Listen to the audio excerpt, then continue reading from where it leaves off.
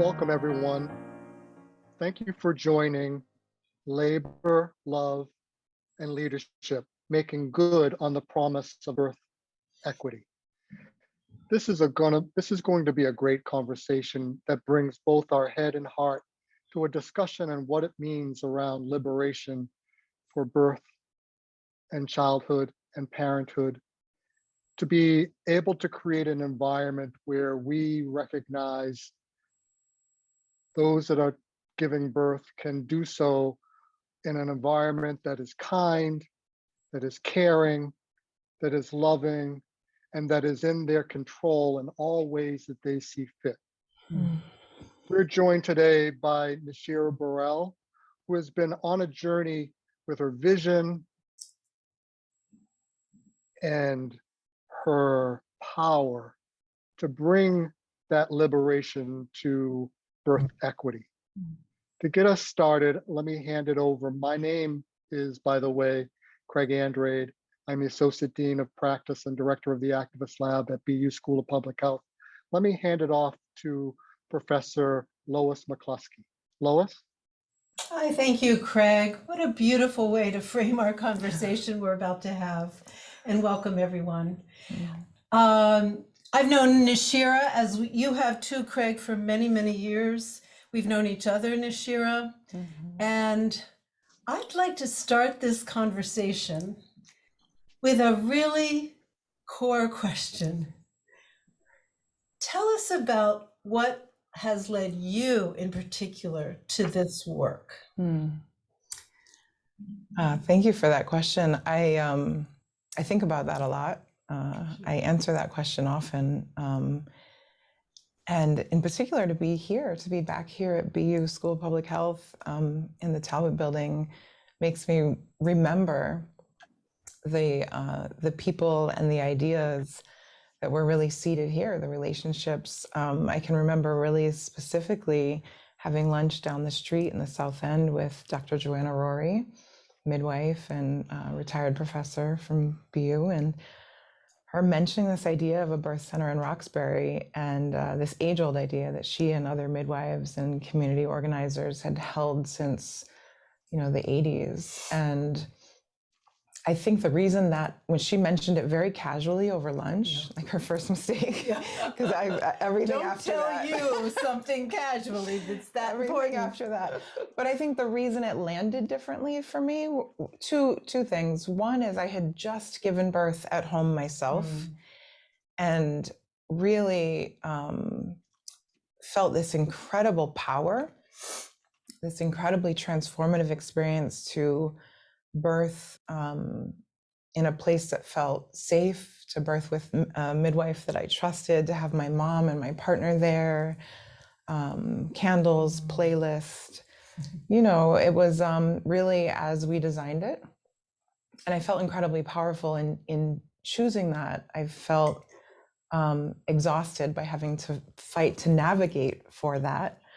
But having had that experience, what resonated when Joanna said that was this idea of bringing that experience to scale, right? Because I already knew the barriers to home birth, that I paid out of pocket. I have to have the space and the autonomy and the support. And so to think about really having access to that. So I was probably, in the first year postpartum when Joanna mentioned that, and it really landed as like, oh, wait, so the thing I just had, we could actually bring to scale. And then I think just to go back before that, the reason that I was so convicted to choose home birth for myself is because the first home birth that I attended was when I was 7 years old. My mother gave birth at home to my sister, and 2 years later to my brother. And so my home was a sanctuary for my mother to tap into her deepest, most sacred power, for a place where midwives were, this is in the mid 80s, they were making nachos, in the microwave at 8 o'clock in the morning. And I was dialing on a rotary dial phone to tell my aunts that the baby was here. And,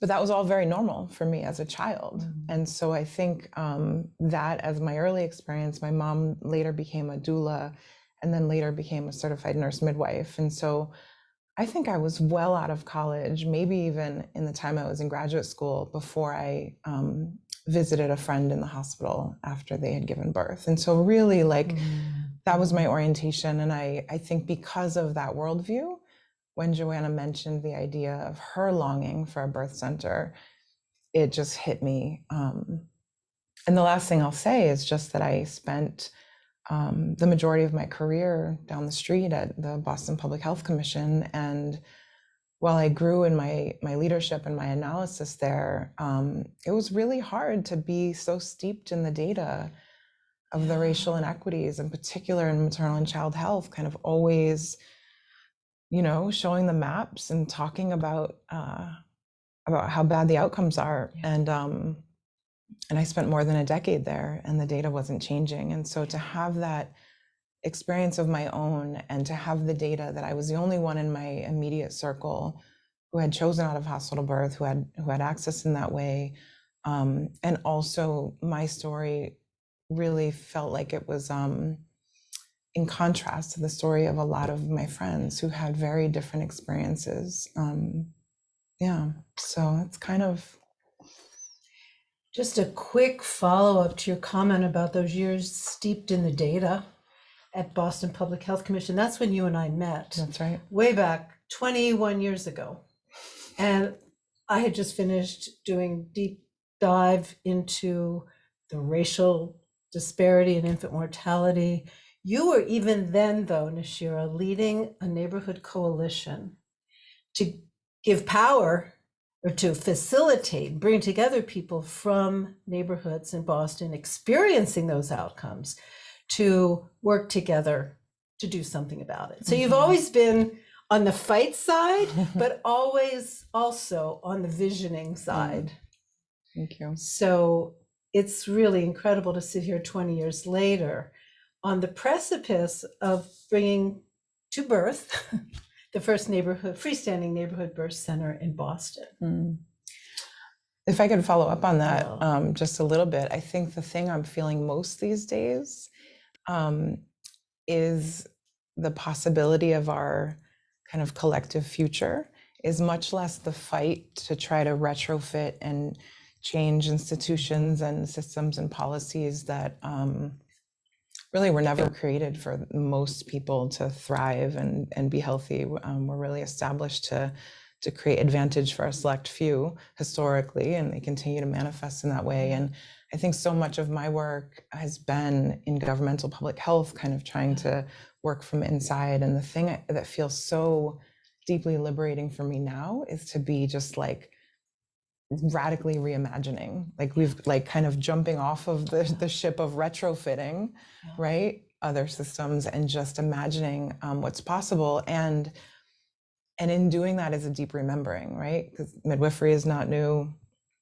birth centers are not new, but in the ways that we're bringing the birth center to Boston, there is I think a radical remembering and a reimagining, and that's where I'm feeling most alive these days. Is not trying to retrofit, but trying to reimagine. Right. So to pick up where you just what you just put down, Nashira, first I want to highlight to the audience that we will have an opportunity for you to offer some questions for us to respond to in the Q&A section of this webinar. So around 1:15, we'll open up that for questions, and you can put those through, and we'll do our best to respond. I love the bright spot thinking that you bring to this now 7-year adventure it has been in envisioning this and bringing it to where we are. The birth is almost here, and a long labor. It's a long labor, and in that we've watched all of us across the world the kind of attack on our bodies, on our agency, on our identity, on telling the truth, and in this in this kind of battling media and the kind of hyper focus on the deficits. You bring this light of vision that says a community can help create this, that it is deliberate for you, that you in this conversation are saying that we want to build this together. This is something that the community can take in a way that they can be a part of it, that they can kind of help bring the values that we all agree are part of giving birth, bringing life into this world and celebrating that. Can you say a little bit about that journey, how you brought this coalition together and where you are now? Yeah, thanks for that question. There are so many people attached to and leading this project. I want to, beginning with the vision of Joanna and Catherine Walker and other of our elder midwives. And I think, I'm not a midwife. Most birth centers in the US are started by midwives who had an existing practice. And so I find myself navigating how to open a birth center from an interesting place and perspective, not a deficit, but a different place. I think in some ways that's really it, right? Is that I had to build coalition of midwives and others who share a vision. The other thing to note is that most birth centers are for-profits that are started by that midwives, often their personal savings or lines of credit. So a midwife is taking out a mortgage or taking out small business loans to open a birth center. And so I'm not a midwife and I wasn't gonna leverage my house to do this. So I think, in some ways, the opportunity was there to just say, we've got to figure out how to do this collectively and to start to do a nonprofit model. And to do it anchored in public health, because that's kind of my lens on the world, and with a wildly radical community of healers and organizers and parents and providers, all bringing their their passion to this and their ideas to this. And so while I'm not a midwife, I am a facilitator. And so the thing I find myself doing is facilitating the process. And that has been really sweet. There are a lot of days I'm not quite sure how to, what's the next step, how to do this in this context. And we can get into the context. But what I do know how to do is to bring the right people together. And so that's never been kind of a question for me. It's always been a really decentralized, community-based model. Yeah, it's all I know how to do. So I feel like this whole part of our conversation is about the love part, which is there in all the parts, but it's the starting place. It was the starting place when I recall, I don't know how many years ago, maybe it is 7, going to your first visioning retreat with someone who's remained your mentor and co-visionary. Maybe you could say a little bit more about that, and then let's hop to the labor, as Craig, you were alluding. This is a long labor, and let's hear a little more about where you are. What stage? How have the stages been? In some ways, I think that story about the retreat I went on with my friend and teacher, Gibran Rivera, is about the love and also the labor. It was shortly after I left the Public Health Commission, and I was trying to navigate kind of how to carve out some time to do this. It was, unpaid until a year ago. So it was how to carve out some time to volunteer to do this and do some consulting and some part-time work to create space for that. And I went on this leadership retreat to a small island called Cortez off the coast of British Columbia with a small group of people and Gibran, who's a master facilitator and visionary. And it was there that I and then in this kind of collective did a lot of work around my purpose, just like really thinking about kind of, as Gibran reminded me last week, this book, it's called 4,000 Weeks, like time management for mortals. We have 4,000 weeks, give or take, on the planet. Wow. And so from that frame, kind of like, what are we doing with this precious time that we have? And I was feeling a real longing to kind of work on fleshing out this idea for the birth center. But the tools that I had were those that I learned, in governmental public health. It was like, start with the problem, right? Frame the solution. And I can remember sitting at the Haley House Cafe right down here in Roxbury and trying to write like an early version of the business plan. And I was like, Black women are 4 times more likely to die. Wait, delete. Black babies are I was like, oh God, that's like it didn't feel good. It was what I knew, it was how I knew how to write and how I knew how to frame the need for a birth center in all of the training that I had in public health, but it didn't feel good. Right. And after I went on that trip, I can remember also, I come from midwives in Canada, not that part of Canada, but I was definitely kind of on an ancestor quest when I was there, really kind of tapping into the lineage of my own midwifery in my family and just kind of like broader ancestrally, that all of our people were caught by midwives and caught at home. And doing that in that space was really important for me to kind of like say, I want to do this from a place of love and power. And like that data is that the data of the bad outcomes and the inequities in those outcomes is very real. But as one of my dear friends, Abigail, says, like, you can Google that. Like, I'm not, that's in the footnotes. That's like, but we're not going to lead with that this is a project about what's possible. And about deep remembering and deep longing. And so I think in there is where some of the labor of always pushing against that, because really, like even last week, often the invitations I get to speak or to talk about the birth center, and I'm so glad to be given opportunities and platforms to be interviewed. But often the questions are, can you talk about how bad it is to be Black and pregnant in this country? And I'm like, oh, I could, but what I really want to talk to you about is birth sovereignty. What I really want to talk to you about is, birth joy, Black birth joy. And so I'm there's some labor in that, in kind of like receiving the call and then the needing to kind of like navigate the pushback and never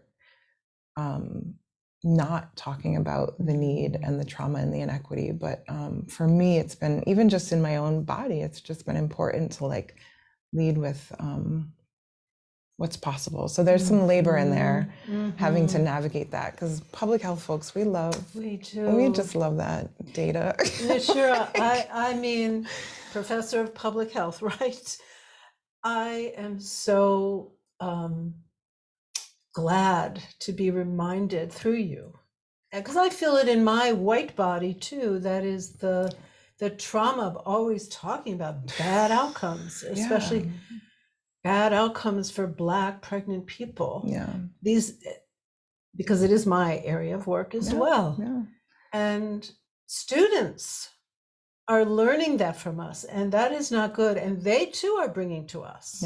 Let's think of this in a different way and bring what we know, we as students, they're telling me, to be the inspiring side of life and the labor of what we call public health. That's right. And that's right. So thank you. Yeah.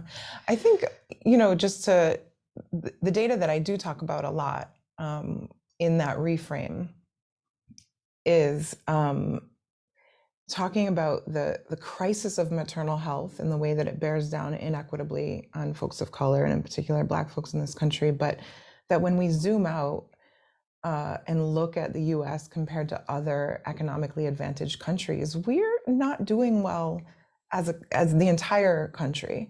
And so, we're really clear about the ways that structural advantage and inequity, impacts folks who are marginalized by systems in this country. But like, it's not working well for white-bodied people here either. So in that, there's like a collective call in that no wonder it doesn't feel good to stay in your body, because it's not working well for white people either.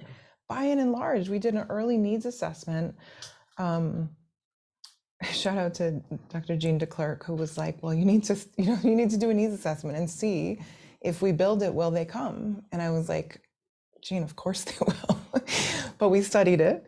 And we learned a lot in that. And we were affirmed that people want a birth center in Boston, but also some of the early data, really early, we put the survey out, and, because it was, will you take a survey about a birth center in Boston? It kind of like was shared in spaces where people know what a birth center is and were, likely to be in my social and our social networks. You probably shared it for me. And so early survey data showed us that we had a large number of respondents that were overwhelmingly white, cisgendered women with a graduate degree or higher, earning $250,000 a year. And so Jean, we were like, that's not, representative. Jean said, well, let's just look at that data for what it's telling us. Well, we can get a more representative sample, but let's look at that data. And we were like, oh yeah, it's not really working well for them either, right? The stories of feeling disempowered in pregnancy and childbirth. So I think about that, because I think really part of the labor of the reframe is like, everybody gets to get free here. Everybody gets to have an amazing birth center when it's led by Black women and queer folks and trans folks. Like, we're building a birth center explicitly to get at the inequity and to heal the ways that other institutions have been extractive. And from that place, it's going to be an amazing birth center for those wealthy cisgendered white women. It's a birth center for everyone. Yeah. And so there's a lot of healing for all of us there. I'm really feeling that from the students. So Yeah. Nashira, I'm starting to see this, and I'm wondering if you could paint a picture for our audience. What does that look like, that equity that you're bringing, manifesting into a center? What can people expect when they walk in the door? That's my favorite question.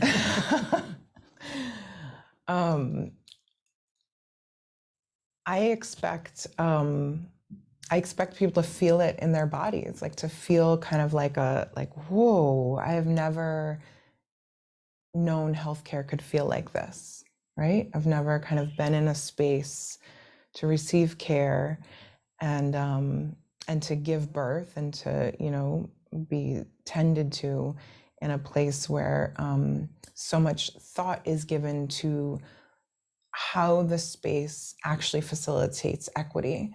I'm really excited to be working with Mass Design Group. They're just like a phenomenal nonprofit architecture firm based here in Boston. And I knew I found the right architects when right there on their homepage it said, buildings or space is not neutral, right? The buildings either facilitate equity or inhibit equity. And this idea of, what is it about the ways that the dominant ways that healthcare spaces are designed, where there's a waiting and there's like a real hierarchy that you traverse the back and, and then you get to the MA and then you get to the physician and then, right? And really like thinking about designing that so that it feels like there's a decentralized, like a heart of the building, that there is a way for people to interact if they choose, and also a whole lot of privacy. I think a lot about access to green space, whether it's like a built-in atrium or, access to gardens, both for just waiting for an appointment and having your child with me. I'm pointing because my child is with me right now. Having your child with you in the appointment, or in labor, right? The ways that like our bodies respond to nature, to be in labor and to be outside, being able to, touch on the earth and get some fresh air feels really important. So we are like really, really thinking about how to bring the inside bring the outside in the space. So it'll be luxurious. Do you have a building yet? We do not have a building yet, but we are working really hard, like tirelessly, to try to find space. One of the things I'm most excited about, if I could talk about the building a little bit more, is that instead of the birth center kind of standing alone, we have been building kind of personal relationship and organizational relationship with others who are similarly working on a just future. And so a couple of years ago, we were like, well, I need space and you need space. And then collectively, we want a space for community to gather and to be able to be in circle together, do intergenerational healing, to do drumming, to do organizing. And then why not think about co-locating together and doing so in a way that both brings forward a model of kind of like a solidarity economy, the ways that as organizations we can leverage more resources together than we can individually, that we can share risk, that we can think about kind of collectively and cooperatively owning the space. We can think about the model of having the birth center and this kind of community movement sanctuary on a land trust. How do we bring in all of the values that we hold now and that we really want to advance into the future into this experiment? So in some ways, that is both the thing that makes it a million times more tantalizing and exciting, and also more challenging, because I don't know that this has been done before. Certainly never heard. So we've talked a little bit in detail about the community element of this. We recognize also that a birth center, this neighborhood birth center, is partnered with others, recognizing a birth center wants to be in collaboration with hospitals and things like that. Can you speak of what that means for Boston Neighborhood Birth Center? Yeah, so we're well, I guess one of the things I'll share, and I guess this goes to the labor and the leadership a little bit, is we unfortunately the state regulations that sit at the Department of Public Health here in Massachusetts are very onerous for the opening of birth centers, and require a whole lot of resources and time. And we've spent a lot of time trying to navigate, like, is this possible? And I know that it's because of those regulations that we have one community birth center in the state that just opened in 2020 out in Northampton. So shout out to Seven Sisters. They're doing phenomenal work out there. And we're learning a lot from them. But the state regs are really hard to navigate. And in that, one of the things that is required is a partnership with a transfer relationship with an area hospital, which is not one of the regs that I disagree with. But it does, in fact, mean that we can't open without a signed transfer agreement. And should leadership at that hospital change and they decide to no longer receive our transfers in that way, we cannot operate.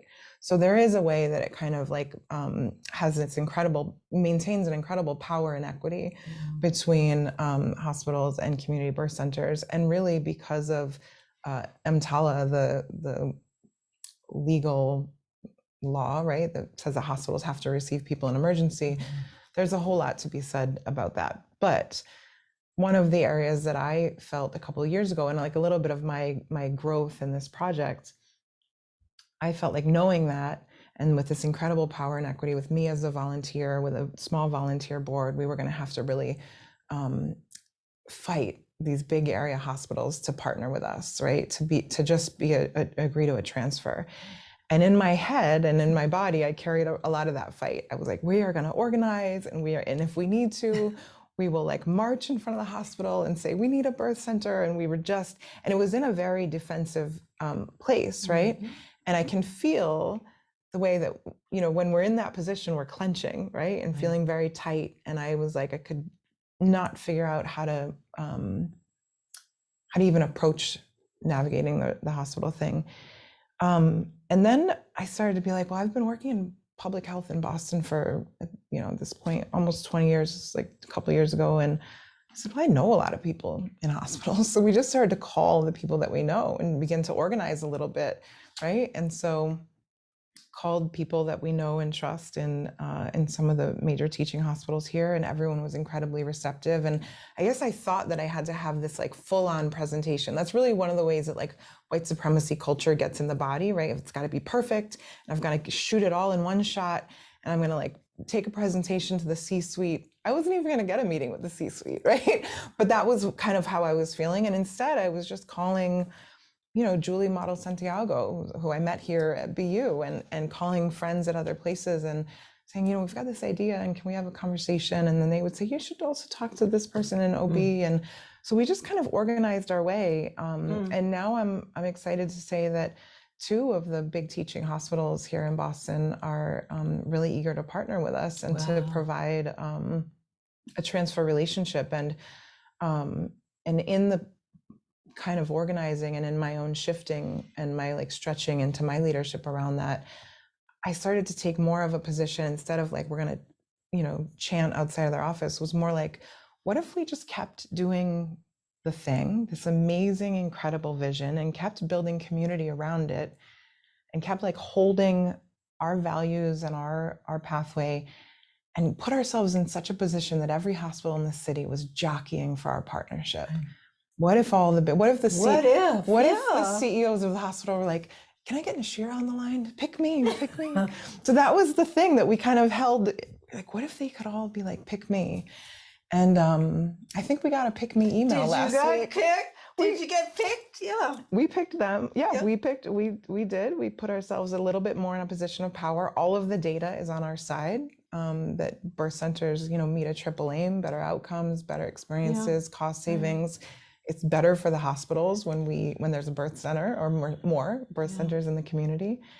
And so I was really tickled last week to get an email from one of the hospitals that said, we've been watching your work and we'd like to talk to you about offering an opportunity to transfer. And I was like, shoot, it worked. Amen. Do you feel in that, well, I guess what I want to ask is let's get to the business plan. Yeah. So what an incredible thing to have in place. Couple of potential, probably more will come, hospitals eager to do arrangements with you and be part of this. What other challenges, barriers do you see as you do now really get to the nitty-gritty of the business plan? Before you answer that question, Nashira, I want to prompt our audience to, as you see fit, send us some questions if you have them in the Q&A section. We're moving towards that time. So please, if you have some questions that you want to ask Nashira about this amazing center, please go ahead and do that. I can see the chat. My brother said it's me, the home birth brother. Hi, Isaiah.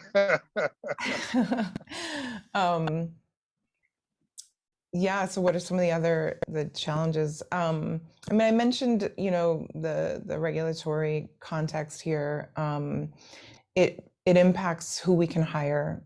In many ways, the bottom line is that the regulations here at the state level don't actually mirror the data and the evidence about birth centers. So our regulations say that the birth suite has to be, or in the exam room has to be a certain amount of square footage. And the national standards say that there's not a size of a birth suite that impacts safety or outcomes, right? I won't go into the regs, but that's just like, that's a big one. I think the other is, as we commit to what this place will look and feel like, not just for the families that come in for care, but for the people who work there, right? This is as much about creating a sanctuary for a workplace. It's forcing us to look at the data about how birth centers are staffed. And there was a report that came out this year that said the average number of hours that birth center midwives work is 90 hours a week. Now, some of that is on call, but it's still too much. And I'm in touch with birth center owners and midwives across the country, and they're like, we're tapped. Like, this is not sustainable. And so it gives us an opportunity in Boston to say, all right, well, how do we solve for that? And so we say, all right, well, if we want to do this number, we have a very, as one of my board members says, a very swaggy spreadsheet. It's our most scientific wild egg guess, right? But it is a model, and it's like, if it's this many births and we're committed to 60% mass health Medicaid patients, so based on what we think might be this reimbursement rate, and other private payers at these reimbursement rates, which is all something that we don't know until we begin to negotiate, then what is it our revenue? And that revenue won't actually cover the number of midwives that we need to staff that number of births. So it's constantly going back to this model and saying, what are the policy levers that we need to move? How do we negotiate more reimbursement with Mass Health and other payers in the state? How do we make sure that the midwives who work at neighborhood birth center work a reasonable amount of hours, have paid time off, of course, paid parental leave themselves? So that brings their hours down from 90 to a more reasonable work week of 40 or 50 hours. So thinking about that, the cost for running the operation goes up. And there have been moments that has stopped us, many of us, my advisors and others, like in our tracks. We spent a lot of years wringing our hands with this spreadsheet. I don't know how that's going to work. And then you add on to that the cost of, property in Boston and carrying a mortgage into this. The other thing that we know is that we're hearing birth centers around the country say, don't have the clinical director who's managing the clinic also be the administrative director. It's a recipe for burnout. It's not sustainable. And so we receive all that feedback and all those questions, and then we go back and we're like, all right, we got to figure it out. And I think so there are both like the policy levers and ways to figure it out. And then I often feel too, in the policy fight, I'm a little tender from like a lot of midwifery bills that got sent to study in the Massachusetts legislature last week. And we could have made some big changes here in Massachusetts, and we didn't. But I think, so there's the policy angle, and then there's also, this is my kind of call in to everyone, like, come on, Boston. Like, are we going to build the birth center that this city, and that in this case, Eastern Massachusetts, because the other birth center unfortunately is closing, are we going to build the birth center that we need and deserve? Or are we going to cut corners, run our midwives ragged, not build the atrium because we can't afford another $100,000 to raise, not have another birth suite? Oh, we're going to, cut this, cut that. Like, there are enough resources here. The raise for this is like $3 to $5 million. That's a rounding error in this city for families and for institutions. And so this is a daily struggle in my leadership, but I feel this sense of scarcity, and I feel with every grant that we write, and we got a $15,000 grant last week, and we're celebrating every little thing. And also, come on, Boston, like, we're not gonna nickel and dime this thing, given that if we move just 10% of births from the hospital to birth centers nationally, we'd save $1.9 billion a year into the healthcare system. But I'm out here having a Zoom fundraiser to open the city's first birth center. So you can feel it. I feel it in my body now. Nashira, I want to pick that up. I feel a way about that. We've had a couple questions saying, how can we support? And so I want to offer people the way that you've infected us. I mean, us, Lois, myself, and many others. You shared this vision.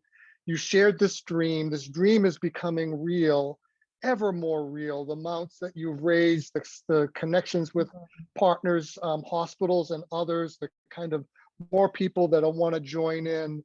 The idea that you want this to be a community-raised center where a person can pay for a brick.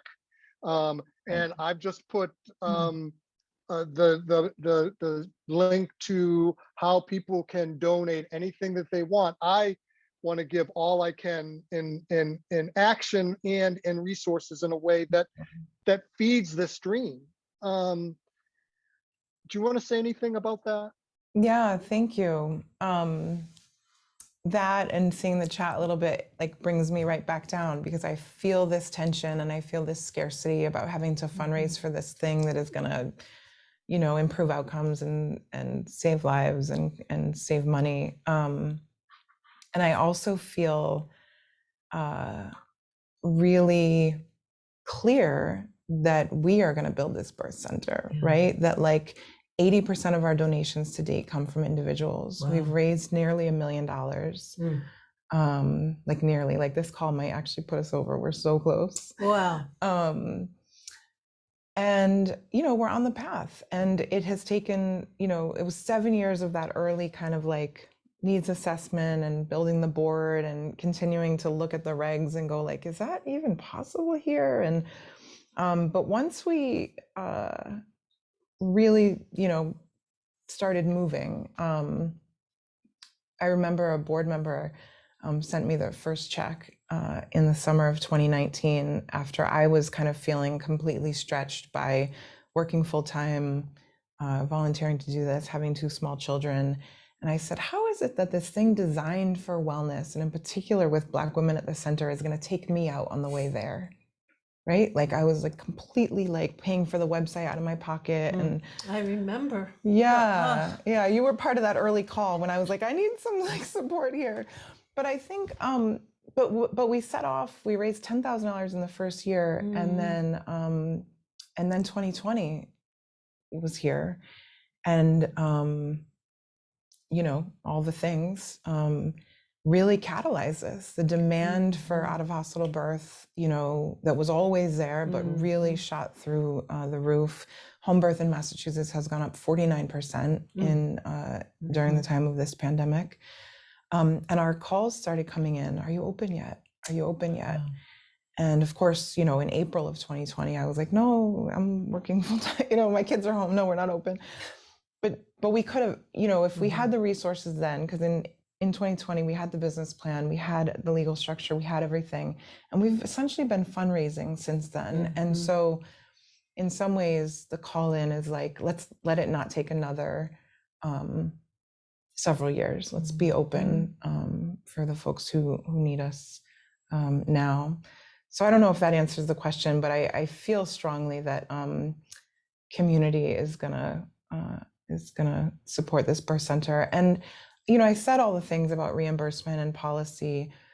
I think one of the most important takeaways is we will continue to work on moving those policy levers, and want to call in all the health policy folks on the line. Like we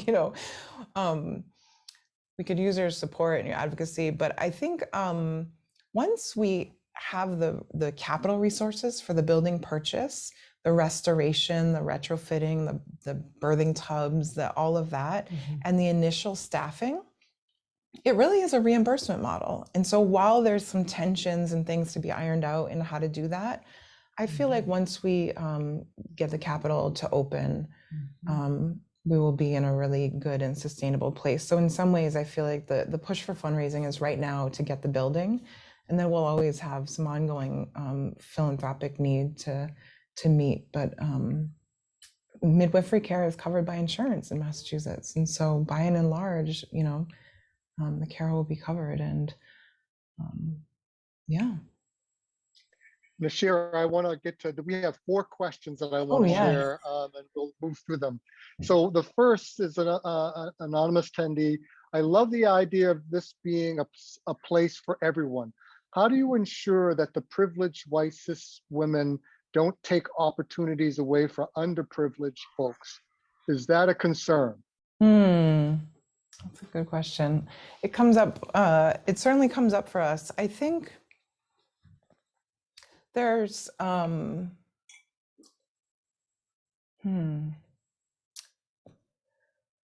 think we'll have to do some work to think about how we outreach, how we think about our, patient population, where we're recruiting from. I'm not too worried about that, to be totally. This was one of those things that like someone said years ago, and I got kind of like paralyzed, like, oh goodness, what's going to happen? Yeah. But I feel like the ways that we build in equity is through the policy, right? Making sure that we're committing to 60% mass health, right? Making sure that we are located in the heart of Boston's communities of color, making sure that we're doing outreach, that the clinical staff and administrative staff represent the community that has the most need in terms of improving outcomes. And so I think about it less as having a problem where we have too many patients and then we look and say there's too many white women here. We're like, everybody gets to come to the birth center, and our efforts will be, again, designing and making sure that there's no structural reason, there's nothing baked into our operating that could make that a problem. I think that's where the inequity is always, right? It's like you have really good intentions and you're like, oh man. And frankly, back to the like, who starts a birth center, when midwives who have their own practice leverage a mortgage or their own savings to open a birth center, the consequence is sometimes that they actually can't afford to accept Medicaid patients because the reimbursement is so low. So even though they may long to serve the community, Medicaid population, they actually would close the doors. And so we're really just like kind of thinking about how to correct for that inequity from a policy and practice place as we build the organization. And then I think it's going to work itself out. And as Joanna would say, this is like the first of Boston's birth centers. I start to slide under the table when she starts to talk about the other ones. But there can be more than one birth center. So I appreciate the question. And I think, I think it's going to work itself out. Here's another one. What existing birth centers, communities are you looking at as models for this center? Ooh, I love that. So I need to shout out our friends at Birth Detroit. I think I saw Mary on the line earlier. There are very few nonprofit birth centers in the country. Rainier Valley Midwives in Seattle is another one that we're really learning from, the Atlanta Birth Center. So really looking at those that are nonprofit to understand what's the relationship between a board and the clinical director, who's got kind of the power over the clinical, guidelines, and who's in charge of the fundraising. So those are really important questions from nonprofit birth centers. And then we also have been, in some ways it's the risk of like naming names, but Roots Community Birth Center in Minneapolis is a for-profit birth center run by a CPM, Rebecca. Choices in Memphis, Tennessee, that began as an abortion clinic and does full spectrum reproductive care. And they have been all incredibly gracious. And I mentioned already Seven Sisters in Northampton, incredibly gracious with sharing their job descriptions, their budgets, their manuals. How much is it going to cost to order this med, and how often do you need to order it? So you're thinking about the reimbursement schedule, and it's there's a lot to learn. And so I look forward to the day that I can like pay that forward to the next birth center. So there are some really phenomenal models out there. And one of the things I'm looking forward to as we begin to move about and travel is to go see them. So, yeah. Another question is, how can DPH support this work at a program level? Oh, at a program level. That's a good question. I'd love to have that conversation with DPH. I have so many beloved colleagues over at DPH. There are so many programs. I feel like I'm going to come up short on that question. In some ways, I want to talk to the asker and say, what questions do you have? I keep going to the policy side. In some ways, it's really,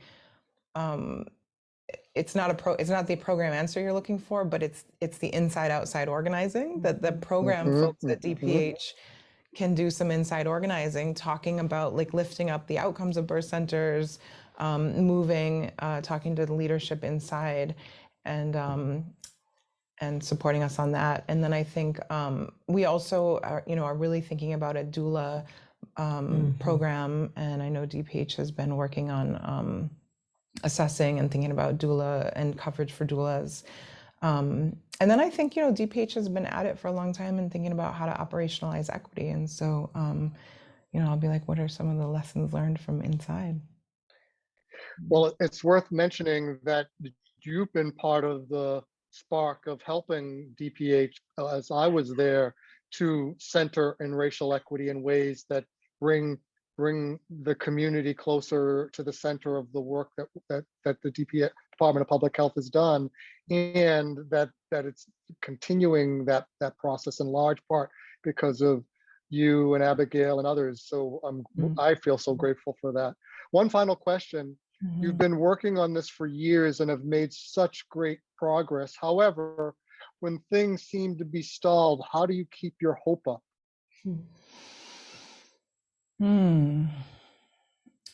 Really concretely, we did a reproductive justice trivia night on Monday at a Dorchester Brewing Company, and I met someone, Black lesbian couple, and they said, my partner is pregnant now, and I hope you're open because I'm up next. And so those are the things, like all I had to do was hear that Monday night and go back to my desk, like everyone is waiting for us to open. And so those are the moments, the emails, the messages we get on social media of, are you open yet? And feeling like, while it's taking a long time, soon I'm going to be able to give folks a date.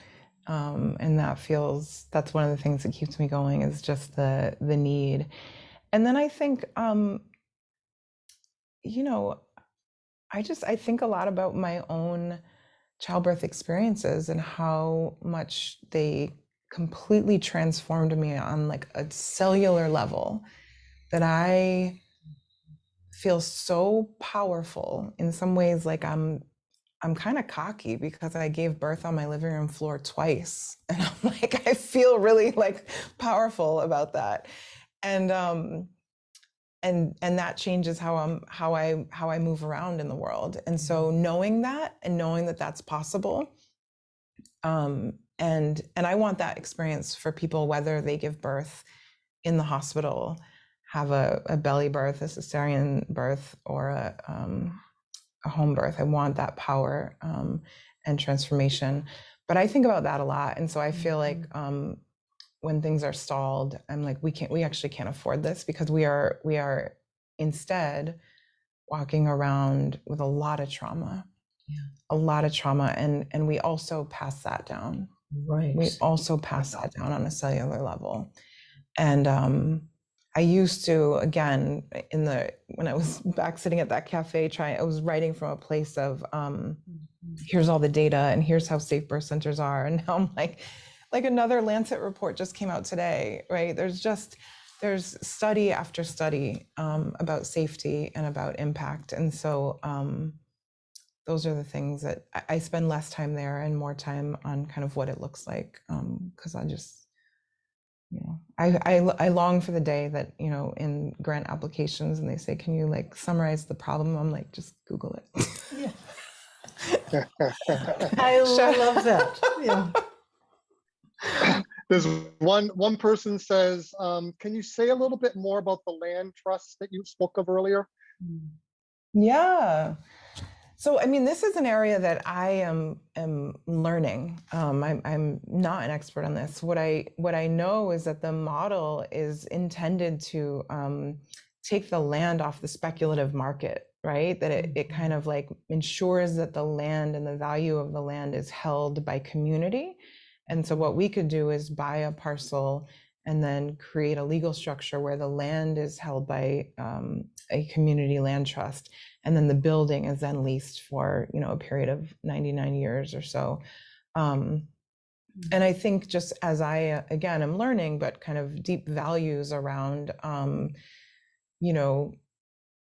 how we are so clear that the extractive, late stage capitalist environment that we live in is causing a whole lot of harm on an individual and on a climate level, that like I think we've got to begin, you know, in small ways, and this is not a small way, but individual, and then like in ways of just like working against that and experimenting with like, all right, one thing we can do as we have to enter into the real estate market here in Boston is think about how we're going to do that with, you know, a bit of a lens towards what does it mean for the future, and to not kind of just replicate, you know, and kind of become a part of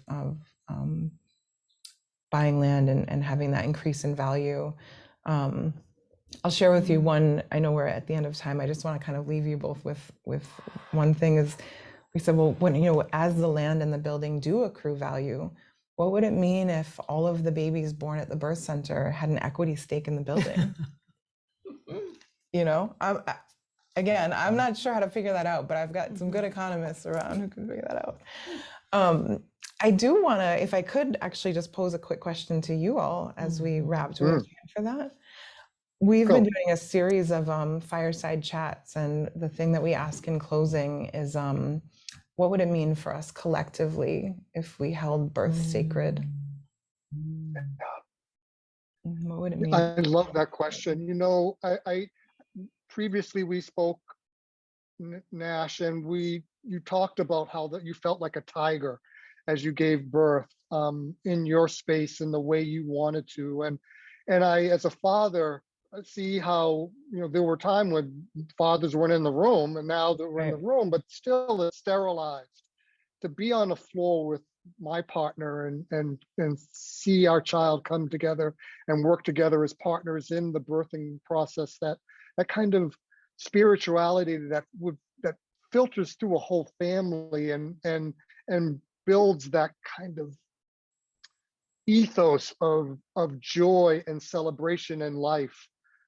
That's what that's what attracts me to the vision and dream that you're manifesting, that families could be that much more celebratory and joy filled because of that very first experience that came and made their family. Lois? Yeah, beautifully said, Craig.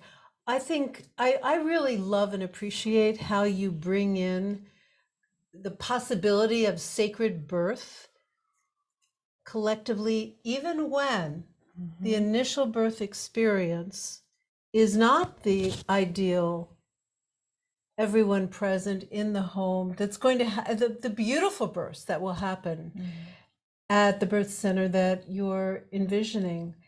Because, I mean, there are many kinds of births, right? You know, I'm an adoptive parent. And so I understand pretty deeply the cellular level at which the absence of that, where trauma in birth and early years stays in the body, the individual body, and the collective family body, the community body. So this kind of conceptualization of birth as sacred is really just reflective of what can happen in any setting, any healthcare system, and even time. Like it is, in short, by modeling, as you're going to do, sacred birth, it changes everything. I want you to go to the dentist. Intergenerationally and systemically. I'm sorry to interrupt you as the clock turns to 1. I just want to celebrate all of you and you, Nashira, in this vision and this manifestation, and encourage people to join and be part of this. I put the where to donate as you see fit. This is about all of us helping and supporting something that can make the world better. I don't say that lightly. This can make the world better. So be part of it, contribute as you can. And thank you, Nashira, for your leadership in making this happen. This has been a joyful conversation. I feel what a treat to be here with you. Thank you. Craig, we're sending you a hug in Washington. I'm putting my feelings right there. Love you all. Take care. And thank you all for joining.